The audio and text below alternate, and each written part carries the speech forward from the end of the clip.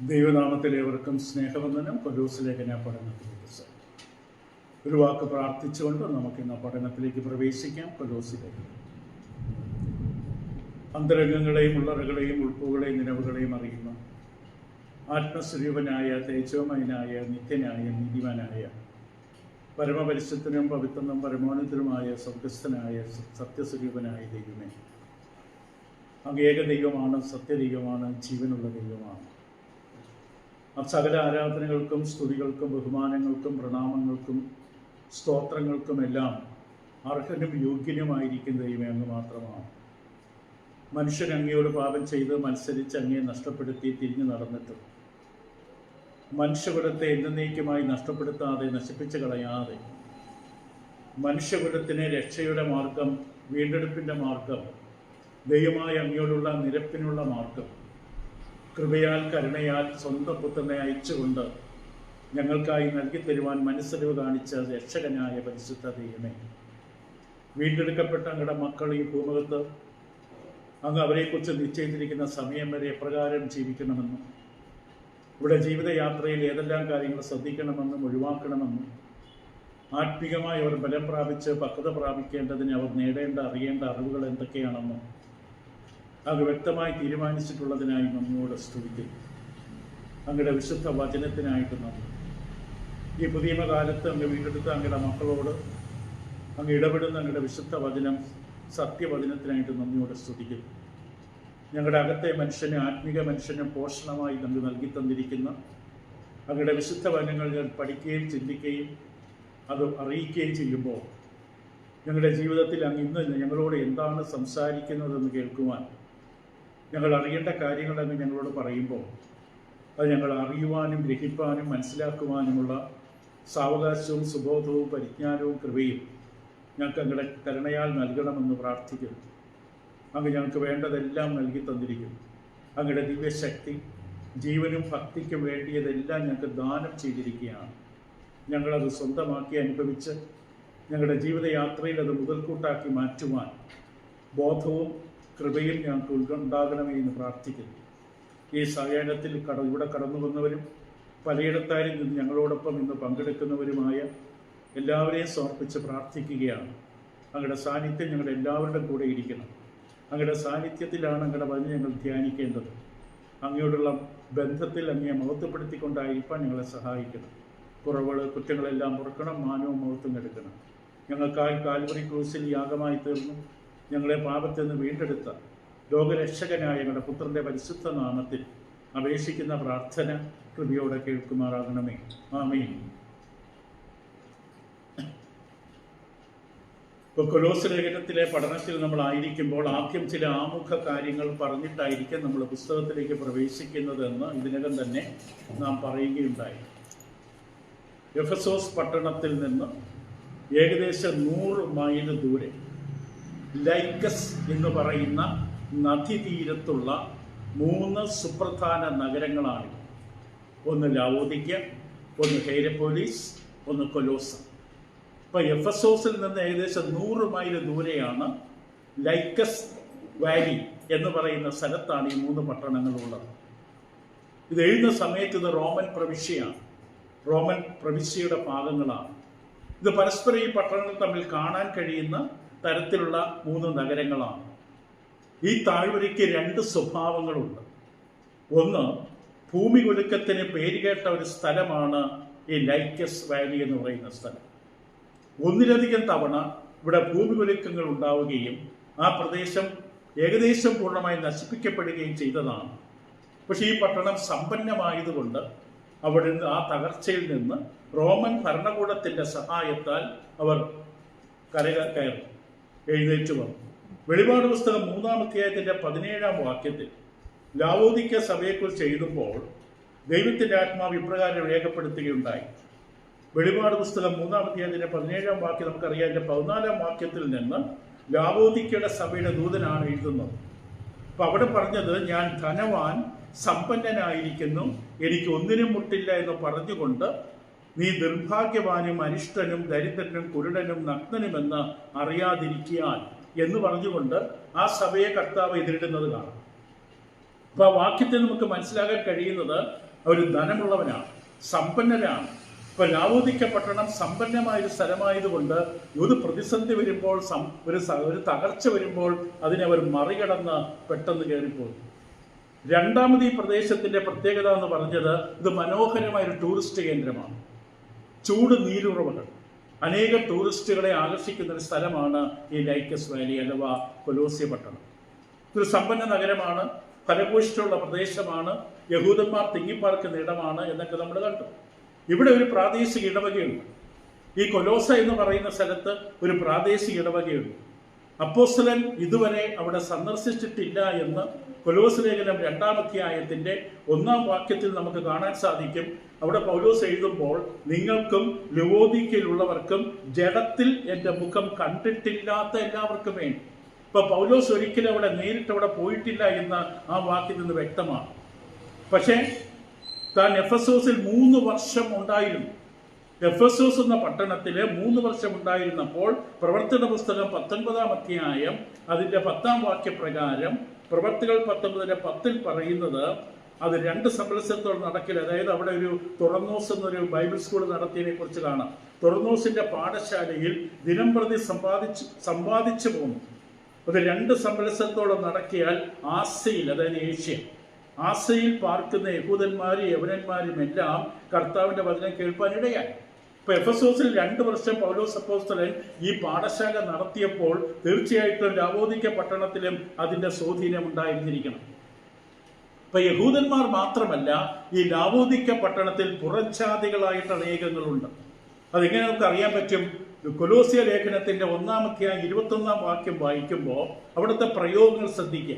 മുമ്പേ ദുഷ്പ്രവർത്തികളാൽ മനസ്സുകൊണ്ടകന്നവരും ശത്രുക്കളുമായിരുന്ന നിങ്ങളെ എന്ന് പറയുമ്പോൾ അത് യഹൂദന്മാരെ കുറിച്ചല്ല, പുറജാതികളെ കുറിച്ച് സാധാരണ പറയുന്നതായ പ്രയോഗങ്ങളാണ്. നിങ്ങൾ മുമ്പേ ദുഷ്പ്രവർത്തികളാൽ മനസ്സുകൊണ്ടകന്നവരും ശത്രുക്കളുമാണ്. എഫേസ്യ ലേഖനത്തിൽ പൗലോസ് പറയുമ്പോൾ നിങ്ങൾ മുമ്പേ ജാതികളായിരുന്നു എന്ന് പറയുമ്പോൾ അതേ പ്രയോഗം തന്നെയാണ്.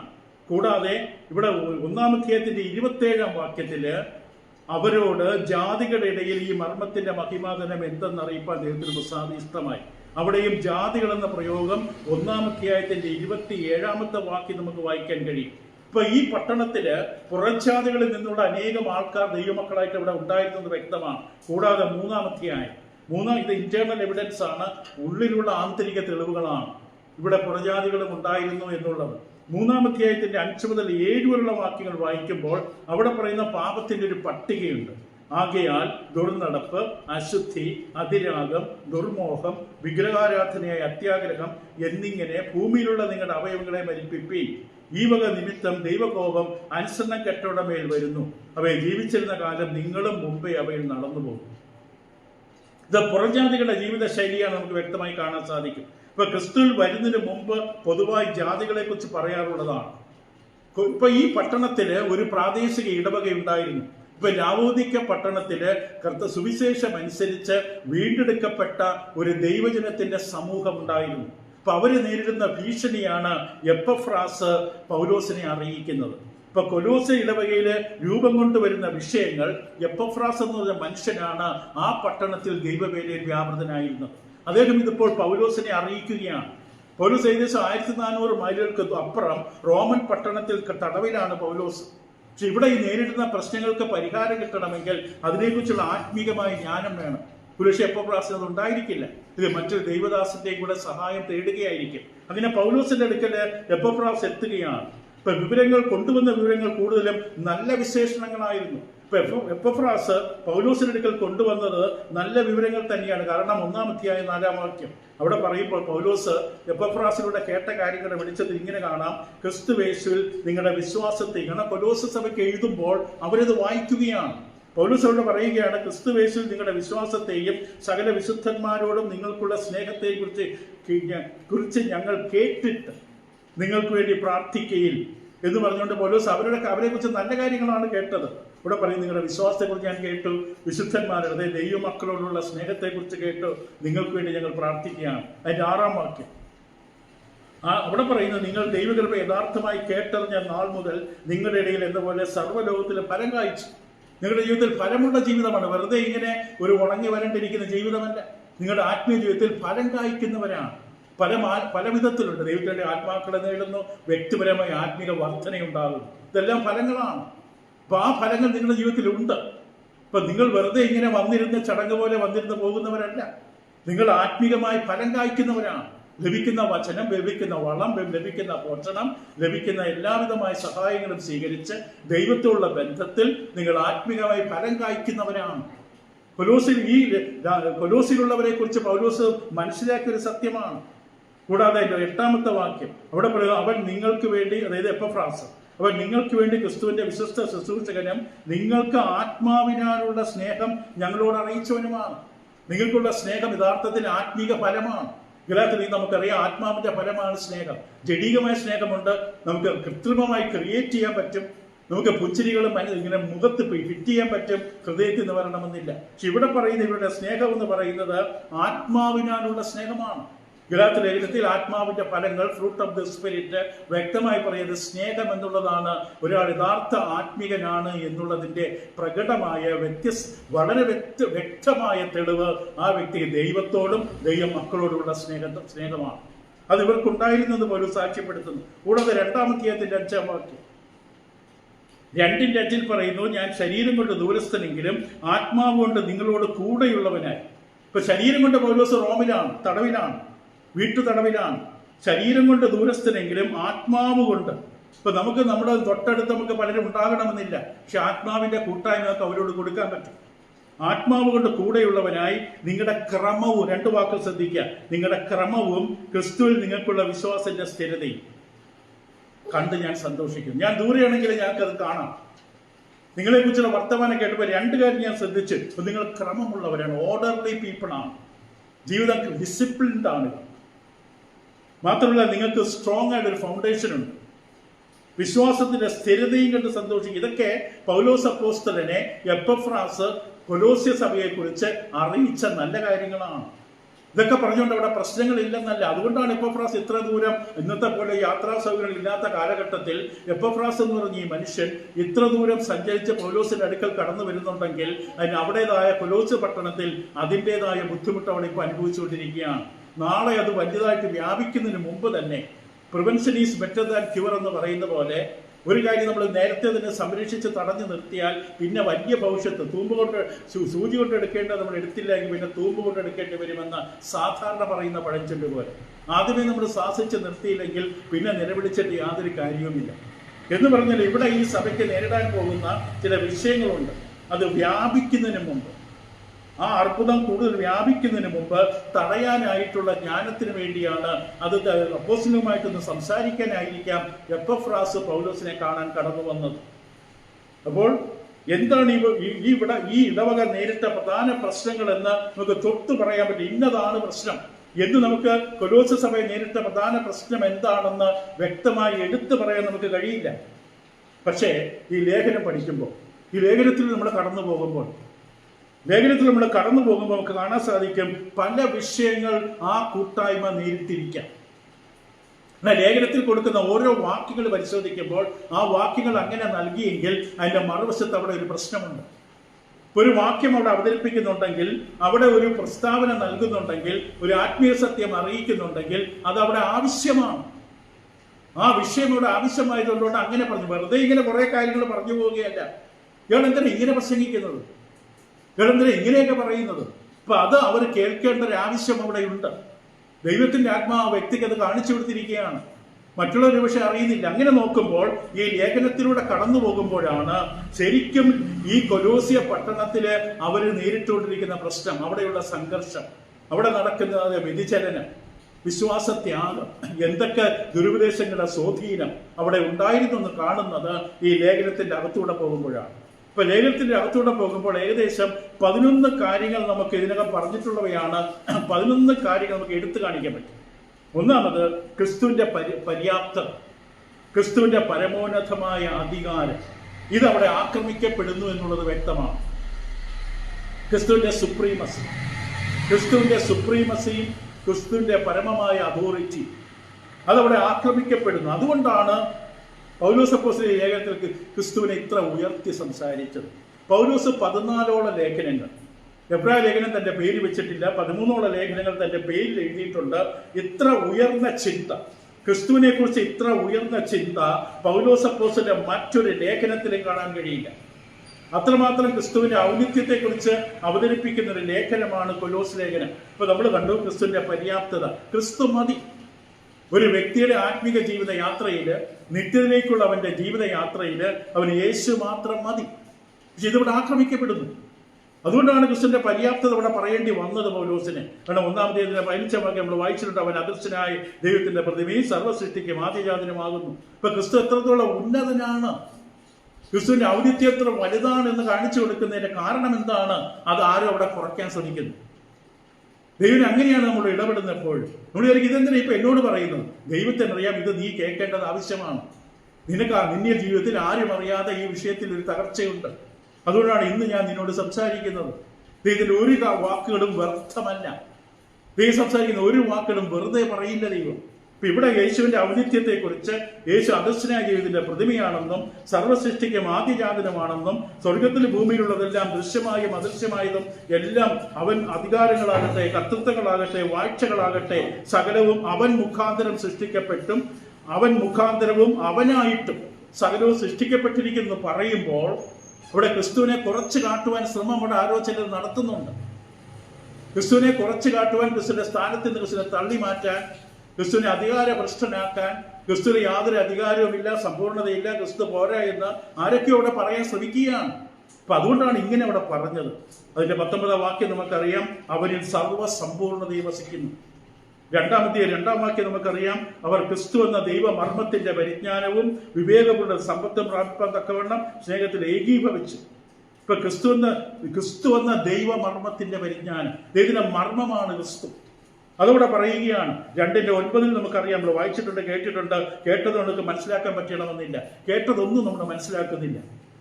കേട്ടത് മനസ്സിലാക്കണമെങ്കിൽ അത് ശരിക്കും അത് ഉള്ളിലേക്ക് ആ വിത്ത് വീഴണം. അപ്പൊ അവിടെ പറയുന്നത് 2:9 അവനിലല്ലോ ദൈവത്തിന്റെ സർവ്വസമ്പൂർണ്ണതയും. അവിടെ ഈ 3-4 വാക്യങ്ങൾ നമ്മൾ വായിച്ചു കേട്ടപ്പോൾ തന്നെ അവിടെ ഒരു വിഷയം അവിടെ ഉണ്ടെന്ന് മനസ്സിലാക്കി.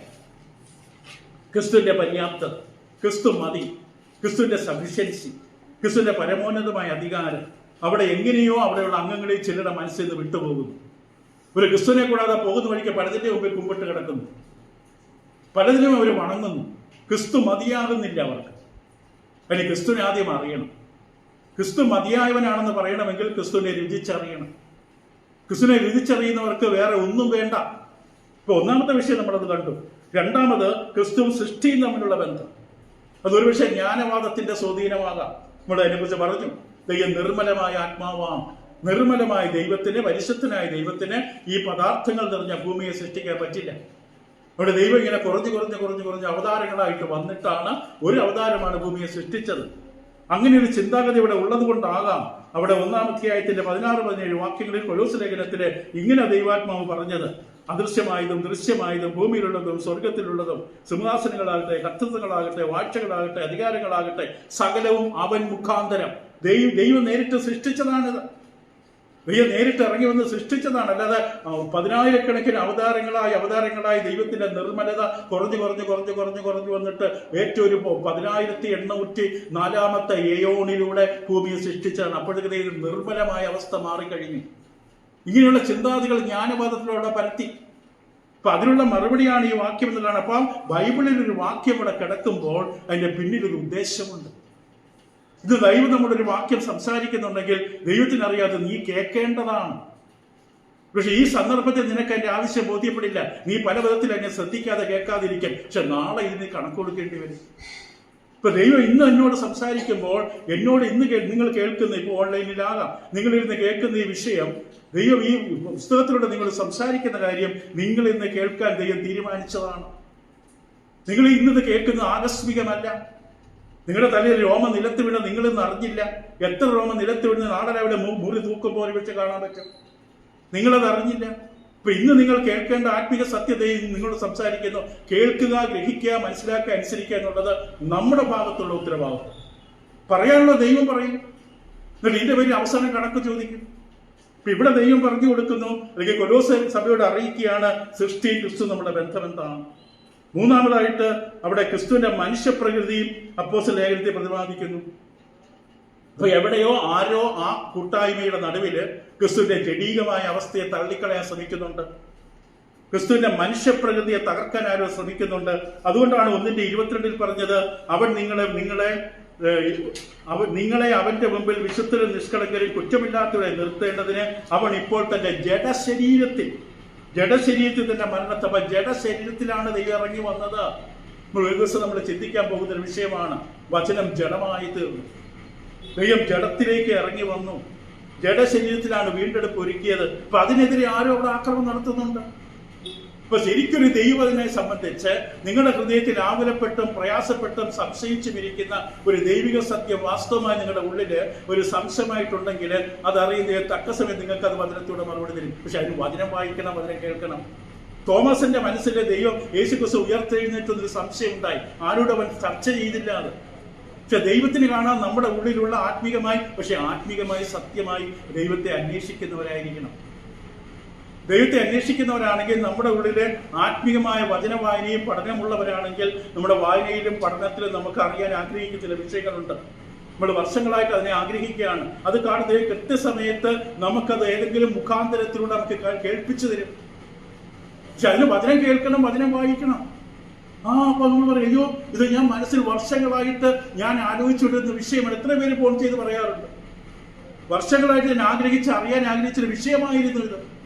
പക്ഷെ അത് ദൈവത്തിനറിയാം, ഇവിടെ കൂടെയുള്ള ഒരാൾക്കും അറിയില്ല. അതിനാണ് വചനം വായിക്കേണ്ടതും പഠിക്കേണ്ടതും. ഇപ്പൊ ഇവിടെ ക്രിസ്തുവിന്റെ മനുഷ്യപ്രകൃതിയെ ആരോ അവിടെ തകർക്കാൻ ശ്രമിക്കുമ്പോൾ 2:9 അതുകൊണ്ടാണ് പറഞ്ഞത്, അവനെയല്ലോ ദൈവത്തിന്റെ സർവ്വസമ്പൂർണ്ണതയെ ദേഹരൂപത്തിൽ എന്ന വാക്ക് അതുകൊണ്ടാണ് വന്നത്. ഇപ്പൊ ക്രിസ്തു ജഡത്തിൽ ഇറങ്ങി വന്നു, മനുഷ്യനെ പോലെ ജഡത്തിൽ തന്നെയായിരുന്നു. ജഡികമായ എല്ലാ അവസ്ഥകളുമുള്ള ഒരു ശരീരം തന്നെയാണ്. ദൈവത്തിന്റെ പൂർണ്ണത ദേഹരൂപത്തിൽ ഇറങ്ങി വന്നു എന്ന് പറയാൻ കാരണം അതാരോ തകർക്കാൻ ശ്രമിക്കുന്നു. 4-മതായിട്ട് ജ്യോതിശാസ്ത്രപരമായ ചില വിഷയങ്ങൾ. കൊലോസ സഭ നേരിട്ടുന്നതായ ബുദ്ധിമുട്ടുകൾ നമ്മൾ ചിന്തിക്കുമ്പോൾ നമ്മൾ കാണുന്നത്, കൊലോസ സഭയിൽ ഇപ്രകാരം ഈ ലേഖനം എഴുതുന്നുണ്ടെങ്കിൽ അതിന്റെ പിന്നിൽ ഈ ലേഖനത്തിൽ പറയുന്ന എല്ലാ വിഷയങ്ങളും അവർക്ക് ആവശ്യമാണ്. മാത്രമല്ല ആമുഖപ്പെടാൻ നമ്മൾ ആരംഭത്തിൽ പറഞ്ഞു, അന്ന് അവർക്ക് ആവശ്യമായ വിഷയങ്ങൾ തന്നെ ഇന്ന് 21-ാം നൂറ്റാണ്ടിൽ എന്നെ കേൾക്കുന്ന നിങ്ങൾക്കും ആവശ്യമാണ്. ഭൂമിയിൽ ദൈവവചനത്തിന് മാത്രമേ ഈ യോഗ്യതയുള്ളൂ, കഴിവുള്ളൂ. ജീവനും ചൈതന്യമുള്ള നിത്യമായി നിൽക്കുന്ന വചനം. ഇത് പഴഞ്ചൻ പുസ്തകമല്ല.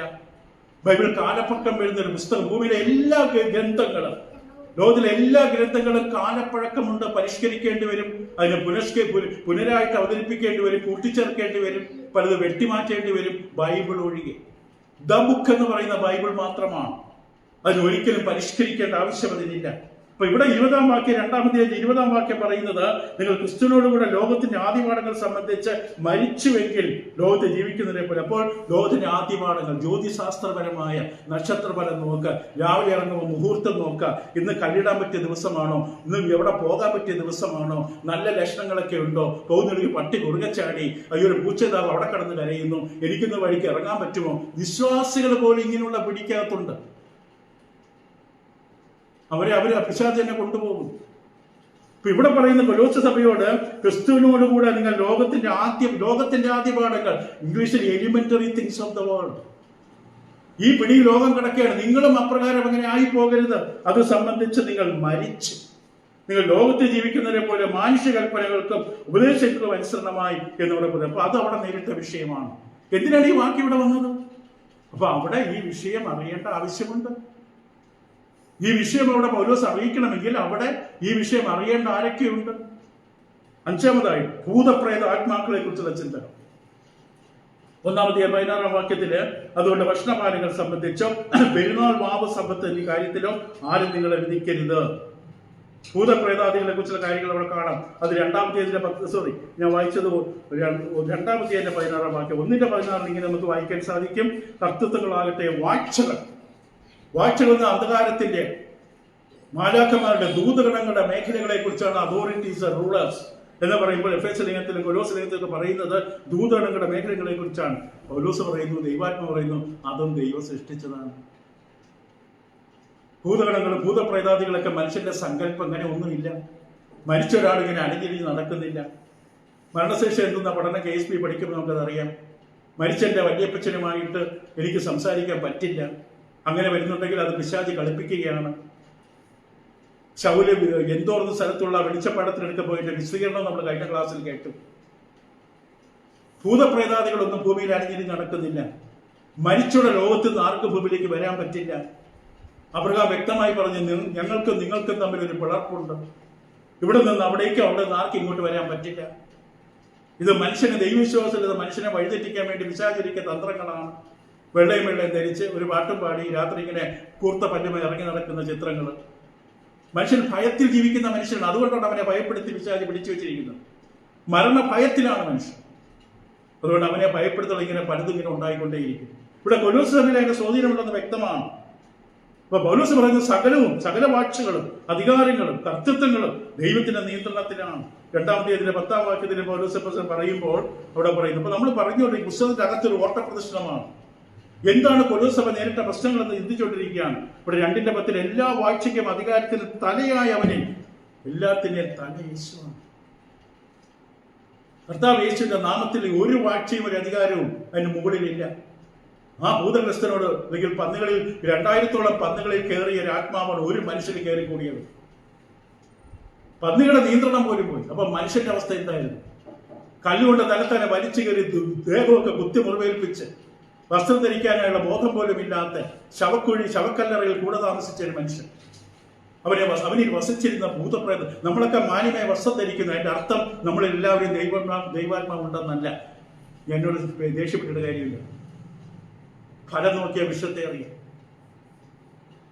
ഇപ്പൊ സകല വാഴ്ചകൾക്കും അധികാരങ്ങൾക്ക് തലയായ അവന്, യേശുവാണ് സകലത്തിന്റെ തല. 2-ാം അധ്യായം 15-ാം വാക്യത്തിലും ആ വാഴ്ചകളെയും അധികാരങ്ങളെയും ആയുധവർഗം വെപ്പിച്ച് ക്രൂശിൽ അവരുടെ മേൽ ജയോത്സവം കൊണ്ടാടി ഒരു പരസ്യം. അവരൊക്കെ ഉണ്ട്. ഭൂതപ്രേതവാദികളും പിശാചിന്റെ സൈന്യങ്ങളും ഉണ്ട്, ദുർഭൂതങ്ങളുണ്ട്. പക്ഷെ യേശു ക്രൂശിൽ അതിനെ മുഴുവൻ തോൽപ്പിച്ചു. ഇവിടെ യേശുവിലേക്ക് വന്നാൽ ഒരു ഭൂതവും ഒരു പ്രേതവും ഒരു ദൈവവൈദ്യം പേടിപ്പിക്കില്ല. വചനപ്രകാരം പരിജ്ഞാനമില്ലെങ്കിൽ, വിശ്വാസമില്ലെങ്കിൽ രാത്രി വെളിയിലേക്ക് ഇറങ്ങില്ല. അനേക വിശ്വാസികൾ ഭീരുക്കളാണ്. ഇവിടെ കർത്താവ് യേശുവിനെ ശരിക്കും അനുഭവിച്ചിട്ടില്ല. ഇവിടെ കൊലോസ് സഭയെ നേരിട്ടു. ഭൂതപ്രേത ആത്മാക്കളെക്കുള്ള ചിന്തകൾ. അന്നത്തെ കാലം മുഴുവൻ പൈശാചിക ശക്തികളെ വിശ്വസിക്കുന്ന കാലഘട്ടമാണ്. പുരുഷ ഇന്നത്തെ പോലെ അന്തരീക്ഷം മുഴുവൻ കാറ്റ് വരുമ്പോൾ, ഇടിമിന്നൽ വരുമ്പോൾ, തീ വരുമ്പോൾ, മഴ വരുമ്പോൾ എല്ലാം അവന്റെ പിന്നിൽ ഒരു പൈശാചിക ശക്തിയുണ്ട്. ഇപ്രകാരമുള്ള ശക്തിയെ കീഴ്പ്പെടുത്താൻ യേശുക്രിസ്തുവിന് മാത്രം പോരാ, യേശു പോരാ എന്ന് പഠിക്കുന്ന ദുരുപദേഷ്ടകന്മാരുമുണ്ട്. പക്ഷെ കൊലോസ് സഭയോട് പറയുന്നു, യേശു മാത്രമാണ്. അവിടെ നിങ്ങൾ പൂർണ്ണരാണ്, വേറെ ഒന്നും നിങ്ങൾക്ക് വേണ്ട. 6-ാമതായിട്ട് തത്വചിന്തകളുടെ സ്വാധീനം നമ്മൾ പറഞ്ഞിട്ടുള്ളതാണ്. കൊലോസ് സഭയ്ക്ക് ഈ വിഷയം ഒരു നേരിട്ടു. കാരണം ക്രിസ്തുവിൽ വിശ്വാസം, ക്രിസ്തുവിൽ മതിയായവനാണ്, ക്രിസ്തു മതിയായവനാണ് ചിന്തയില്ലെങ്കിൽ ആരെങ്കിലും കയറി വരും. ദൈവവചനം ശരിയായി പഠിക്കാൻ തയ്യാറല്ലെങ്കിൽ മറ്റാരെങ്കിലും വന്ന് നമ്മളെ ദുരുപദേശം പഠിപ്പിക്കും. നമ്മളാകുന്ന മീനിനെ പിടിച്ചവർ കൊട്ടയിലിട്ട് കഴുത്തൊടിച്ച് അവർ കൊണ്ടുപോകും. നമുക്ക് വചനപരിച്ച് അവർ പറയും, ഞാൻ പഠിപ്പിക്കാം ബൈബിൾ. ദൈവത്തെ യഹോവയെ കുറിച്ച് ഞങ്ങൾ പഠിപ്പിച്ചു തരാം. യഹോവയുടെ പേരെന്താണ്? വചനപരിജ്ഞാനമില്ലാത്തവരെ തെരഞ്ഞു നടക്കുന്നവരുണ്ട്. സഭയിൽ വചനപരിജ്ഞാനമില്ലാതെ പിന്നോക്കം പോകുന്നവരെ മാത്രം തേടി നടക്കുന്നവരുണ്ട്. ഒരു പിശാചിന്റെ ദൂതന്മാരാണ് ഇവിടെയും സംഭവിച്ചു. തത്വചിന്തകളുടെ സ്വാധീനം 2-ാം അധ്യായത്തിൽ 8-ാം വാക്യം നമ്മൾ കേട്ടതാണ്. തത്വജ്ഞാനവും വെറും മനുഷ്യനെയും കൊണ്ട് ആര് നിങ്ങളെ കവർന്നു കളയും. അതാണ് ഞാൻ പറഞ്ഞത്. മോഷ്ടിക്കാനായിട്ട് വരും ആൾക്കാർ. എന്താ മോഷ്ടിക്കാൻ കാരണം? യേശുവിനോട് എനിക്ക് ബന്ധത്തിൽ നേരല്ല. യേശു ഞാൻ വിശ്വസ്തനല്ല, ഉറപ്പില്ല, സംശയമുണ്ട്. മനുഷ്യരെ കുറിച്ചും അതിന് സംസാരിക്കുന്നതിനെ കുറിച്ചും കർത്താവിന്റെ സഭയെക്കുറിച്ചുമൊക്കെ സംശയം കൊണ്ടു നടക്കുന്നവർ തീർച്ചയായും അവിടെ അധികം നാൾ ഉണ്ടാകില്ല. അത് ചരിത്ര സത്യമാണ്. നിങ്ങളെ കവർന്നു കളയാതിരിക്കണം. സാത്താൻ അറിയാം ആരാണ് ചാഞ്ചാടുന്നത് എന്ന്. ആർക്കാണ് ബലമില്ലാത്തത്, സംശയം കൊണ്ട് നടക്കുന്നവരാരാണ്, അവിടെ അടുക്കൽ കൃത്യമായ ആൾക്കാരെ ആയിരിക്കും. കവർന്നു കളയും. അവിടെ സൂക്ഷിക്കണമെന്ന് അവരോട് പറഞ്ഞു. അത് മനുഷ്യരുടെ സമ്പ്രദായത്തിനൊത്തവണ്ണം, ലോകത്തിന്റെ ആദ്യപാഠങ്ങൾക്കൊത്തവണ്ണമല്ലാതെ ക്രിസ്തുവിനൊത്തവണ്ണമല്ല. അവർ യേശുവായി ദൈവം അയച്ചവരും ദൈവത്തിന്റെ ആത്മാവുള്ളവരുമല്ല എന്ന് വ്യക്തമായി പറയും. ഇപ്പൊ സുവിശേഷം വളരെ ലളിതവും നിസ്സാരവുമാണ്. അതൊന്നും പോരാ. തത്വചിന്തകളും ഒക്കെ ഒന്ന് കേട്ടിരുന്നു നോക്കി. അയ്യോ, എന്തൊരു പ്രസംഗമാണ്! അതിന്റെ പ്രാകാരങ്ങളിൽ വെച്ചുകൊണ്ട്, അതിന്റെ വ്യാകരണ ശൈലി, അതിന്റെ അവതരണ ശൈലി, അതിന്റെ പ്രാഗൽഭ്യം, പാണ്ഡിത്യം, വിളിച്ചോതുന്ന വാക്കുകളുടെ കസത്തുകൾ, അതിൽ മയങ്ങിപ്പോകണം. ക്രിസ്തു പോരാ. ഏഴാമത് സന്യാസ ജീവിതമാർഗം. കൊലോസ്യർ നേരിട്ട മറ്റൊരു പ്രശ്നം. അതുകൊണ്ടാണ് ഈ ലേഖനത്തിന്റെ വിഷയം വന്നത്. നമ്മൾ പറഞ്ഞ ലേഖനം എന്തുകൊണ്ട് ഈ വിധത്തിൽ തയ്യാറാക്കപ്പെട്ടത്? ഇത് ഈ പറയുന്ന കാര്യങ്ങൾ അവർക്ക് ആവശ്യമാണ്. അതുകൊണ്ട് ഭക്ഷണപാനങ്ങൾ സംബന്ധിച്ചോ പെരുന്നാൾ, വാവ്, സബത്ത് എന്നീ കാര്യത്തിൽ ആരും നിങ്ങളെ വിധിക്കരുത്. 2:15 അവരെല്ലാം ഉപേക്ഷിച്ച് മലമുകളിൽ പോയി താമസിക്കുന്ന സന്യാസ ജീവിതമാർഗം, കാവി ധരിച്ച് നടക്കുന്ന ഒരു ജീവിതമാർഗം, അതാണ് യഥാർത്ഥ ഭക്തി, വിശുദ്ധി എന്നൊക്കെ പഠിപ്പിക്കുമ്പോൾ ആരും നിങ്ങളെ തെറ്റിക്കരുത്, ആരും നിങ്ങളെ വിധിക്കരുത്. വരാനുള്ള നിഴലാണ്.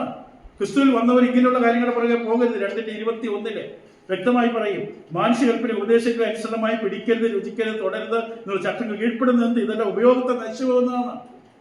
അപ്പൊ അങ്ങനെയുള്ള സിദ്ധാന്തങ്ങളുടെ നടുവിൽ ഉണ്ടായിരുന്നത് വ്യക്തമാണ്. ഏഴാമതായി.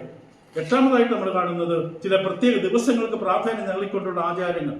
വിശ്വാസികളെ അങ്ങനെയുള്ള ചിലർ വന്ന് പ്രേരിപ്പിക്കുകയാണ്. ചില ദിവസം നിങ്ങൾ പ്രത്യേകം മാറി നിൽക്കണം, ആ ദിവസം നിങ്ങൾ ഇറച്ചി കഴിക്കരുത്, ആ ദിവസം നിങ്ങൾ ഉപവസിക്കണം. അതാണ് 2:16 പറഞ്ഞത്.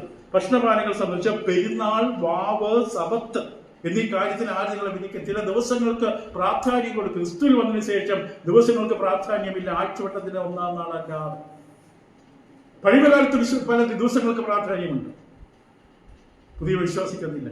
പിന്നെ അടുത്തത് 9-ാമത് ശരീരത്തെ കുറിച്ചുള്ള അവഗണന. വിശുദ്ധ ജീവിതത്തിന്റെ പ്രാധാന്യം എടുത്തു കളയുന്ന ചിന്തകളുടെ നടുവിലുണ്ടായിരുന്നു. ഇവരുടെ 3-ാം അധ്യായത്തിന്റെ 5 മുതൽ 8 വരെ. ആകയാൽ ദുർനടപ്പ്, അശുദ്ധി, അതിരാഗം, ദുർമോഹം, വിഗ്രഹാരാധന, അത്യാഗ്രഹം ഇങ്ങനെ ഭൂമിയിലെ നിങ്ങളുടെ അവയവങ്ങളെ മരിപ്പിപ്പീൻ.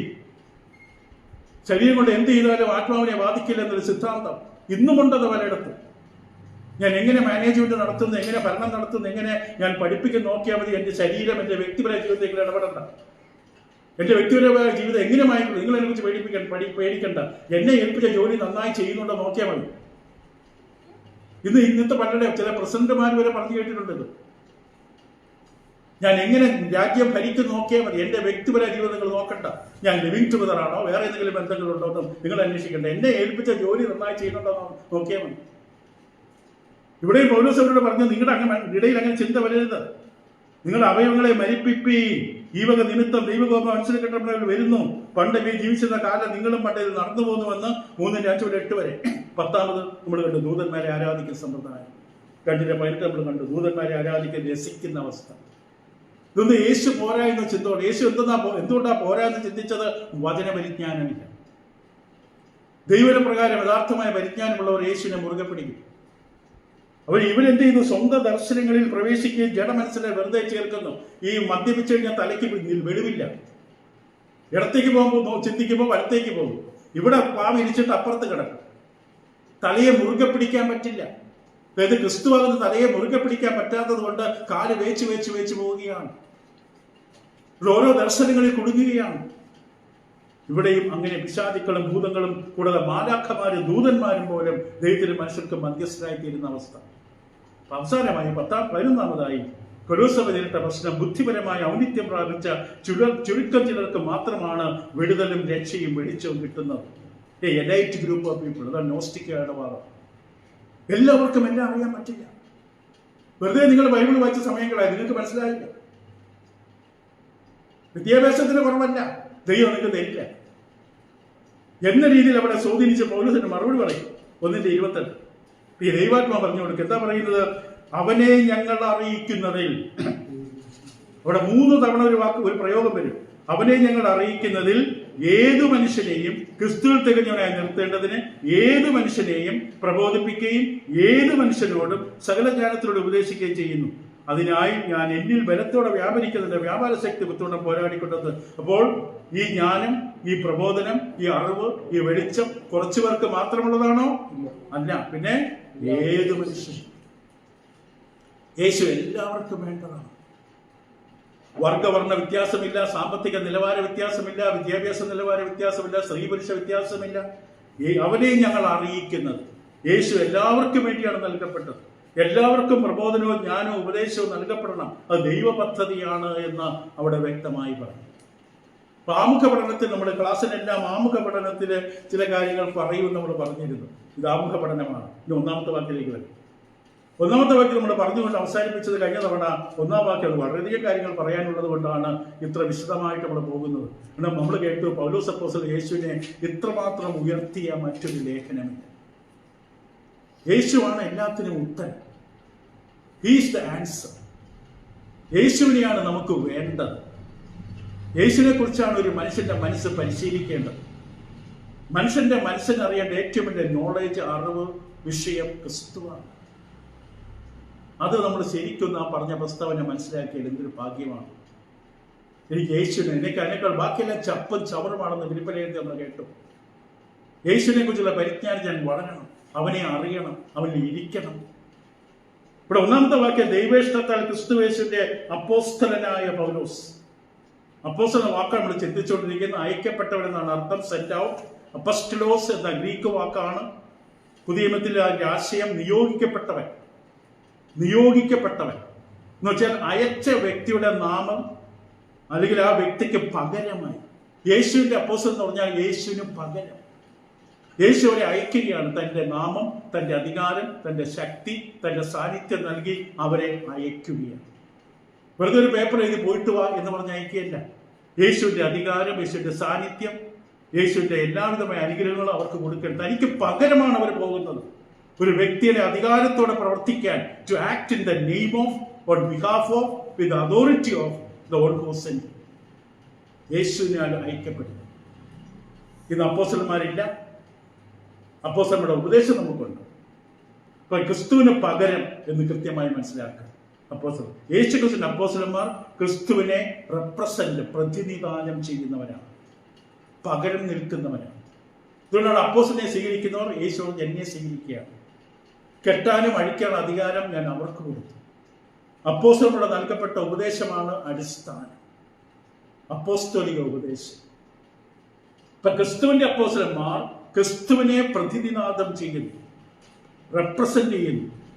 അവരെ തന്നെ ഉയർത്തുന്നവർ അപ്പോസ്തലന്മാരല്ല, ദൈവത്തിന്റെ ദാസന്മാരല്ല. മനുഷ്യരാരെങ്കിലും വചനവും പറഞ്ഞുകൊണ്ട് അവരെ ഉയർത്തുന്നുണ്ടെങ്കിൽ അവിടെ ദൈവമല്ല അവരെ അയച്ചിട്ടുള്ളത്. ഇവരെ ജോലിക്ക് വേണ്ടി ഇറങ്ങിയവരാണ്. ഒരു ദൈവദാസനും ഇവിടെ അപ്പോസ്തലൻ, ഒരു അപ്പോസ്തലനും അവനെ ഉയർത്തില്ല, അവനെ ഉയർത്തി കാട്ടില്ല. പ്രസംഗം കേൾക്കുമ്പോൾ അറിയാം ഈ വ്യക്തി ആരെയാണ് തന്റെ പ്രസംഗത്തിൽ ഉയർത്തുന്നത്. അതിൽ വ്യക്തിയുടെ ഉള്ളിലുള്ള ആത്മാവിനെ അറിയും. മത്തായിയുടെ സുവിശേഷം 28-ാം അധ്യായം 19-20 വാക്യങ്ങളിൽ ക്രിസ്തു അവരെ അയക്കുകയാണ്. അപ്പോൾ ഞാൻ നിങ്ങളോട് കൽപ്പിച്ചതൊക്കെയും പ്രമാണിപ്പാൻ തക്കവണ്ണം. നിങ്ങളുടെ ജോലി അതാണ്. ഞാൻ നിങ്ങളോട് കൽപ്പിച്ചത് അത് പോയി പ്രമാണിക്കണം. നിങ്ങൾ സ്വന്തമായി പറയരുത്. ഞാൻ നിങ്ങളോട് പ്രമാണിച്ച് കൽപ്പിച്ചതൊക്കെ പ്രമാണിപ്പാൻ തക്കവണ്ണം ഉപദേശിക്കണം. ഇത് അനുഗ്രഹിക്കപ്പെട്ട ഒരു നിർദ്ദേശമാണ്, നിയോഗമാണ്. ഇപ്പൊ ക്രിസ്തുവിന്റെ കൽപ്പനകൾ ഉപദേശിക്കുവാൻ ക്രിസ്തുവിനാൽ അയക്കപ്പെട്ടത്. ക്രിസ്തുവിന്റെ കൽപ്പനകൾ, ക്രിസ്തുവിന്റെ ഉദ്ദേശങ്ങൾ, പദ്ധതികൾ അറിയിക്കാൻ ക്രിസ്തുവിനാൽ അയക്കപ്പെട്ടത്. രാജാവ് ഇന്നത് പറയുന്നു, പറയുന്ന ദാസൻ പോയി, മെസ്സഞ്ചർ പോയി കൂടെ ഒന്നും ചേർക്കില്ല. രാജാവ് നിങ്ങളോട് ഇങ്ങനെ പറയുന്നു, അത് അതേപോലെ പറയും. എനിക്കൊന്നും പറയണ്ടേ, വേണ്ട. യഥാർത്ഥം നീ ദൈവത്തിന്റെ ദാസനാണ്, അപ്പോസ്തലനാണെങ്കിൽ ഈ നിയോഗമാണ് നിന്റെ കൃപ. ദൈവം പറഞ്ഞ അതേപോലെ പറയുകയാണ് നിന്റെ പ്രതിഫലം. വേറെ എന്തെങ്കിലും പറഞ്ഞാൽ നിനക്ക് പ്രതിഫലമില്ല.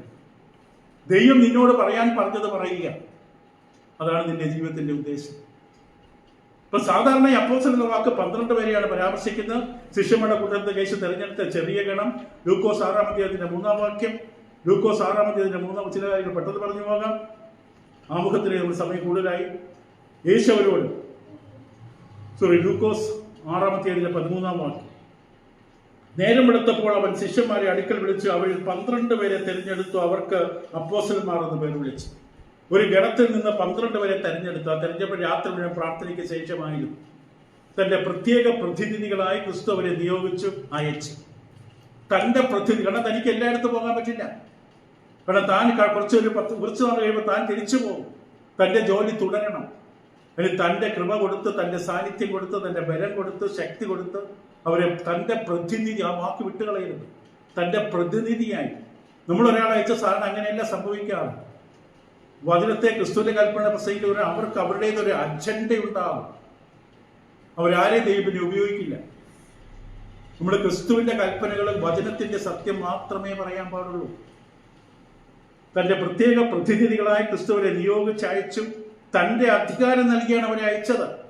തന്റെ അധികാരമാണ്. ഞാൻ നിങ്ങളെ അധികാരപ്പെടുത്തുന്നു വേല വിപുലമാക്കാൻ, മറ്റുള്ള മുമ്പിൽ തന്റെ പ്രതിനിധികളായി ചെയ്യാൻ.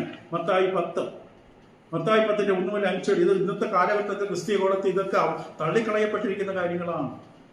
അതിന് അവൻ തന്റെ 12 ശിഷ്യന്മാരെ അടുക്കി വിളിച്ച് മത്തായി 10 1 മുതൽ 5 വരെ അശുദ്ധാത്മാക്കളെ പുറത്താക്കുവാനും സകലവിധ ദീനവും വ്യാധിയും പുറപ്പിക്കാനും അവർക്ക് അധികാരം കൊടുത്തു. ഈ അധികാരം ഉപയോഗിക്കണമെങ്കിൽ അനുഭവിക്കണമെങ്കിൽ കർത്താവ് പറഞ്ഞത് തന്നെ പറയണം. നിങ്ങൾ ഇവണ്ണം പോയി പ്രസംഗിപ്പീൻ, സ്വർഗരാജ്യം സമീപിച്ചിരിക്കുന്നു. അതേപോലെ പറഞ്ഞാൽ നിന്റെ കൂലി നിനക്ക് കിട്ടും. ഞാൻ എന്തെങ്കിലും പുതുതായി ഞാൻ കൂട്ടിച്ചേർത്താൽ എന്റെ കൂലി മുടങ്ങും. എന്നിട്ട് 12 അപ്പോസ്തലരുടെ പേരുകളോടെ പറയും. മത്തായി 10 1 മുതൽ 5 വരെ. മത്തായി 28-ാം അധ്യായത്തിലെ 18-20 നമുക്കതറിയാം. താൻ എല്ലാവരെയും അയക്കുമ്പോൾ നമ്മളിപ്പോൾ നേരത്തെ വായിച്ചു. മത്തായി 10:40 കേൾക്കാം. മത്തായി 10:40 നിങ്ങളെ കൈക്കൊള്ളുന്നവൻ എന്നെ കൈക്കൊള്ളുന്നു, എന്നെ കൈക്കൊള്ളുന്നവൻ എന്നെ അയച്ചവനെ കൈക്കൊള്ളുന്നു. ദൈവത്തിന് എന്താ നിങ്ങൾ എന്നെ സ്നേഹിക്കുന്നതിന് പിതാവ് നിങ്ങളെ സ്നേഹിക്കുന്ന ക്രിസ്തു യോഹന്നാൻ 14 പറഞ്ഞതാണ്. ദൈവം നമ്മൾ പറഞ്ഞ വചനമാണ് നമ്മൾ പ്രസംഗിക്കുന്നതെങ്കിൽ ഇന്നിപ്പോൾ എല്ലാ ഞായറാഴ്ചയും ലോകത്തിലെ എല്ലായിടത്തും സഭകളെന്ന് പറയുന്ന എല്ലാവരുടെയും പ്രസംഗം എടുത്ത് പരിശോധിച്ചാൽ മതി. കർത്താവിന്റെ വചനമൊന്നുമല്ല പ്രസംഗിക്കുന്നത്. പിന്നെ എങ്ങനെ കർത്താവ് ഇവിടെ ഉണ്ടാകും? കർത്താവിന്റെ വചനം പ്രസംഗിക്കാത്ത ഒരിടത്തും കർത്താവിന്റെ അധികാരമില്ല. അപ്പോസ്തോലിക ഉപദേശം പ്രസംഗിക്കാത്ത ഒരിടത്തും ക്രിസ്തുവിന്റെ അതോറിറ്റി ഇല്ല. ക്രിസ്തുവിന്റെ അധികാരം ഇവിടെ ഉണ്ടാകില്ല. നിങ്ങളെ കൈക്കൊള്ളുന്നവൻ. അപ്പൊ അതേ സമയത്ത് ഇവർ അപ്പോസ്തലന്മാരുടെ ഉപദേശം, ദൈവവചനത്തിന്റെ ഉപദേശം നമ്മൾ കൈക്കൊള്ളുമ്പോൾ നമ്മൾ ശരിക്കും യേശുവിനെ കൈക്കൊള്ളുകയാണ്. യേശു തന്നെയാണ് പ്രസംഗം. യേശു തന്നെയാണ് പൂർവന്മാർ ഈ പ്രവാചകന്മാരുടെ മുന്നറിയിക്കപ്പെട്ട സത്യം. യേശുവാണ്. യേശുവാണ് എല്ലാം അവനിലേക്കാണ് അവസാനം വന്ന് ചേരുന്നത്. യേശുവിനെ കൈക്കൊള്ളുകയാണ്. യേശുവിന്റെ ഉപദേശം കേൾക്കുമ്പോൾ യേശു എന്നെ കൈക്കൊള്ളുന്നില്ല, അയച്ചവനെ കൈക്കൊള്ളുന്നു. യൂദാ യേശുവിനെ ഒറ്റിക്കൊടുത്ത് തൂങ്ങി മരിച്ച ശേഷം പകരം മത്യാസിനെ ദൈവം തെരഞ്ഞെടുത്ത് നമുക്കറിയാം. പിന്നെ മത്യാസ് 12 ഒരുവനായി. പ്രവൃത്തി പുസ്തകം 1-ാം അധ്യായം 16-26. പൗലോസ് പുറജാതികളുടെ അപ്പോസ്തലനായി അറിയപ്പെടുന്നു. റോമർ 15:3. പൗലോസ് പുറജാതികളുടെ നാളിൽ വേല ചെയ്തവനാണ്. 12 ഒരുവനായിരുന്നില്ല. പക്ഷെ എങ്കിലും 12 ഒരുവനായിരുന്നില്ലെങ്കിൽ 1 Corinthians 15:8 വാക്യം നോക്കുമ്പോൾ ഇവിടെ പറയുന്ന ഒരു പ്രയോഗമുണ്ട്. എങ്കിലും എല്ലാവർക്കും ഇടയിൽ അകാല പ്രത്യം പോലുള്ള എനിക്ക് പ്രത്യക്ഷനായി. ഞാൻ അപ്പോസ്തലന്മാരിൽ ഏറ്റവും ചെറിയവനല്ലോ. സ്വയം തന്നെ മനസ്സിലാക്കിയാണ്. താൻ ഒരിക്കലും ഇത്രമാത്രം പഠനവും അറിവും ഗമാലിയലിന്റെ കീഴിൽ പഠിച്ച വിദ്യാസമ്പന്നനായിരുന്നിട്ടും ക്രിസ്തുവിനെ കണ്ടുമുട്ടിയപ്പോൾ തനിക്ക് എളിമ പഠിച്ചു. ക്രിസ്തുവിനെ കണ്ടുമുട്ടാത്തവരെ ആരും സ്നേഹം പഠിക്കില്ല, എളിമ പഠിക്കില്ല, ഒന്നും പഠിക്കില്ല. ഒരു ആത്മീക വരങ്ങളും പ്രാവീണ്യങ്ങളും പ്രാഗൽഭ്യങ്ങളും വീര്യവും പഠിക്കില്ല ക്രിസ്തുവിനെ കണ്ടെത്താത്തടത്തോളം. ബാക്കിയെല്ലാം കൃത്രിമമാണ്. ഇതൊക്കെ അഭിനയമാണ്. ആ മുട്ടുകുത്തി നിൽക്കുന്നതൊക്കെ. ശരിക്കുള്ള വിനയം പഠിക്കണമെങ്കിൽ ക്രിസ്തുവിനെ അറിയണം. ക്രിസ്തുവിന്റെ ആത്മാവാണ് വിനയത്തിന്റെ ആത്മാവ്, സ്നേഹത്തിന്റെ ആത്മാവ്, ദയയുടെ ആത്മാവ്, പരോപകാരത്തിന്റെ. അതാണ് പരിശുദ്ധാത്മാവ്. ക്രിസ്തുവിനെ അറിയുന്നവർ പരിശുദ്ധാത്മാവിനെ അറിയും. ആത്മഫലങ്ങൾ അനുഭവിക്കും.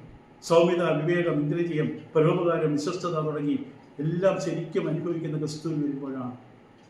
അതുവരെ ഉള്ളതെല്ലാം ഡ്യൂപ്ലിക്കേറ്റും അഭിനയവും.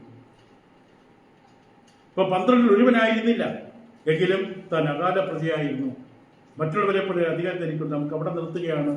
ഇന്ന് പല കാര്യങ്ങൾ നമ്മൾ പറഞ്ഞു. ആമുഖ പഠനത്തിലാണ് കൂടുതൽ കാര്യങ്ങൾ നമ്മൾ കണ്ടത്. 11ഓളം കാര്യങ്ങൾ, ഒരു പ്രധാനപ്പെട്ട കാര്യങ്ങൾ പറഞ്ഞ കൂട്ടത്തിൽ നമ്മൾ പറഞ്ഞു. ഞാനും പറഞ്ഞപ്പോഴാണ് ഞാനും ഒന്ന് കൂടുതലായിട്ട് ശ്രദ്ധിച്ചത്. ദൈവം നമ്മോട് പറയുന്നത് നമുക്ക് ജീവിതത്തിൽ ആവശ്യമുള്ള കാര്യമാണ്. നമ്മളായിരിക്കും ഇതിപ്പോ ഞാൻ കേട്ടിട്ട് എന്തിനാ, ഞാനിത് കേട്ടിട്ട് എന്തിനാ നമ്മൾ ചിന്തിക്കും. നമുക്ക് സുബോധമില്ലാഞ്ഞിട്ടാണ്. നമ്മുടെ അവസ്ഥ ദൈവത്തിനറിയാം. നമ്മൾ എന്ത് കേൾക്കണമെന്ന് ദൈവത്തിനറിയാം. പക്ഷെ ഇപ്പോൾ കേൾക്കുന്ന ഈ ദിവസമായിരിക്കില്ല അതിൻ്റെ ആവശ്യം. നാളെ വരാൻ പോകുന്ന കാര്യം ദൈവത്തിന് മുൻകൂട്ടി കാണും. ഇന്ന് കേൾക്കേണ്ട കാര്യം ഇന്ന് നമ്മൾ കേൾക്കേണ്ടതിൽ കേട്ട് ശേഖരിച്ച് വെച്ചാൽ നാളെ ഒരു ആവശ്യം ഇപ്പോൾ നമ്മൾ വിമർശിക്കും. അയ്യോ, ഇതാണല്ലോ കഴിഞ്ഞ ആഴ്ച ദൈവം എന്നോട് പറഞ്ഞത്. കഴിഞ്ഞ ആഴ്ച ദൈവം എനിക്ക് തന്ന സന്ദേശം, നിർദ്ദേശം, വെളിച്ചം ഇതായിരുന്നല്ലോ. ഇപ്പൊ ഇന്നത്തെ ദിവസത്തിന് വേണ്ടി എന്നെ ഒരുക്കാൻ ദൈവം നേരത്തെ എനിക്ക് പടച്ചട്ടയിൽ തരികയായിരുന്നു. ദൈവം അങ്ങനെയാണ് വചനത്തോട് പ്രവർത്തിക്കുന്നത്. ഇവിടെ ദൈവനൊന്നും വായിക്കുന്ന, ക്ലാസ്സിൽ പങ്കെടുക്കാൻ പറ്റിയില്ലെങ്കിലും വായിക്കുന്നത് മുടക്കരുത്. അവസരം കിട്ടുമ്പോൾ കേൾക്കേണ്ടത് മുടക്കരുത്. ഇന്ന് ദിനം പ്രതി അവൻ്റെ കട്ടളവാതിൽ ഇരുന്ന് അവൻ്റെ വചനം ധ്യാനിക്കണം. ദിനം പ്രതി ഒരു വാക്കുണ്ട്, നിങ്ങൾ എന്നെ സ്നേഹിക്കുന്നെങ്കിൽ എൻ്റെ ക്രൂശ് എടുത്ത് ദിനം തോറും എന്നെ അനുഗമിക്കും. പോലീസ് ഞാൻ ദിനം തോറും മരിച്ചുകൊണ്ടിരിക്കും.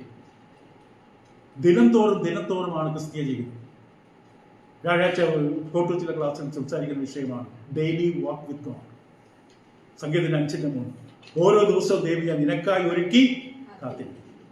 ഡെയിലി ലൈഫാണ്. മാസത്തിൽ ഒരിക്കൽ ജീവിക്കാനല്ല ക്രിസ്തീയ ജീവിതം. ഇന്നത്തെ ദിവസം ഞാൻ ക്രിസ്ത്യാനിയായിട്ടാണ് ജീവിച്ചത്. ആ ചിന്തയോടുകൂടി അവസാനിപ്പിക്കാം, പ്രാർത്ഥിക്കാം. നിങ്ങളെ സഹായിക്കട്ടെ. തുടരാം കൊലോസിലേക്ക്. സേതുരുവാക്ക് പ്രാർത്ഥന.